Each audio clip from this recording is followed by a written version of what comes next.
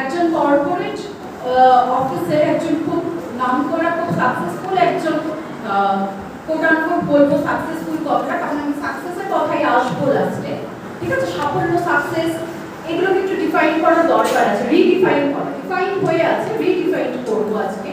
তো এই কিছুদিন আগে আমার নামটা এক্স্যাক্টলি আমার মনে নেই, তো খুব কর্পোরেট উচ্চপদস্থ একজন কর্মী, তিনি একটা 13তলা বিল্ডিং থেকে ঝাঁপ দিয়েছেন নিজের অফিস থেকে। ঠিক আছে, সামথিং মুখোপাধ্যায়, তো দৈপায়ন মুখোপাধ্যায়, রাইট, দৈপায়ন মুখোপাধ্যায় বলে উনি একজন কর্পোরেটের একজন মানে বিশাল উচ্চপদস্থ কর্মী, মানে তার লাইফস্টাইলটা শুনলে বোঝা যাবে তিনি মানে লাখে নয় ক্রোডসে মিলিয়ন ডলার কামান। ঠিক আছে, তার আর্নিংস হচ্ছে $1 মিলিয়ন তার আর্নিংস, এবং তিনি ফ্রিকুয়েন্টলি বিদেশ যাত্রা করেন। তার জীবনে মানে অ্যামিনিটিস বাঁচতে গেলে যে সমস্ত বিত্ত বৈভব দরকার কোনোটার অভাব নেই, কোনোটার অভাব নেই। মানে আমি যদি আর্থিক সাফল্য দিয়ে দেখি বা সামাজিক সাফল্য দিয়ে দেখি, তার কোনো অভাব নেই।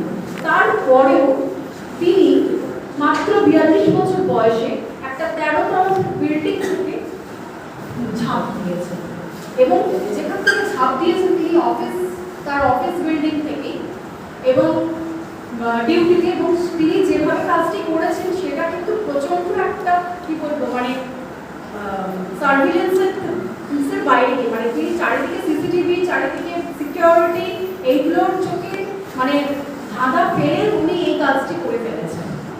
বোঝা যাচ্ছে ওনার ইমোশনাল কোশেন্ট কোন লেভেল। এবং উনি একজন আইআইটিশিয়ান, মানে আইআইটিশিয়ান আমরা মনে করি মানে ওখান থেকে মানে ব্রিলিয়েন্ট স্টুডেন্ট ওখানকার ছাড়া আর তো কোথাও হয় না, তাই তো এতটা ব্রিলিয়েন্ট। তাহলে এইরকম মানুষও কিন্তু সুইসাইড করেছেন 42 বছর বয়সে। আমি জানি না কারণটা এখানে মুখ্য নয়, কেন করেছেন, তার কি কারণ, তার পারিবারিক কারণ না তার কি কারণ, কিন্তু একটা জিনিস এখানে মেইন কারণ এইটুকু শুধু হাইলাইট করবো, মানসিক উদ্বেগ চাপ অবশ্যই ছিল, যে কারণেই হোক সেটা সামাল দেওয়ার মতো এবিলিটিস স্কিল তার ছিল, এটুকু বলা যেতেই পারে। কারণ আমার আজকে ইচ্ছেও আমি একটা গিয়ে সুইসাইড কমিট করে ফেললাম, এটা সম্ভব নয়। হঠাৎ করে এক্ষুনি বলা হয় এক্ষুনি করে ফেললাম, এটা হয় না।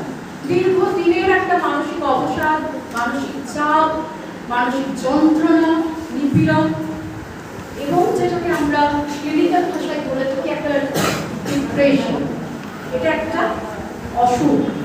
যেমন ডায়াবেটিস একটা অসুখ, ডিপ্রেশন একটা অসুখ।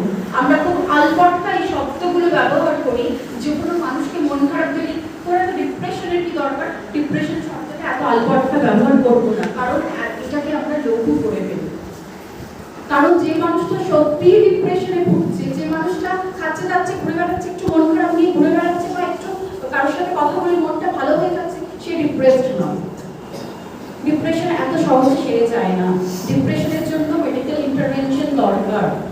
আজকে যেমন ডায়াবেটিস, হাইপারটেনশন, থাইরয়েড, ক্যান্সার এগুলো মহামারী আকার ধারণ করেছে, ডিপ্রেশন মহামারী আকার ধারণ করেছে।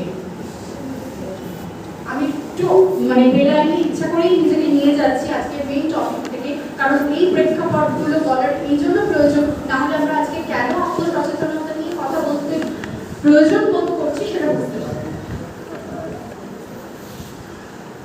সেই জন্য আমি একটু এই মেইন টপিক থেকে সরে গিয়ে একটু এই মানে বাস্তব চিত্রটাকে একটু দেখানোর চেষ্টা করছি। নাহলে মনে হবে আমি কতগুলো কথা বলে চলে গেলাম, এই আত্মসচেতনতা বলে এগুলো করে ফেলো, কাউকে তুমি আত্মসচেতন হয়ে যাবে, হবে না। মোটিভেশন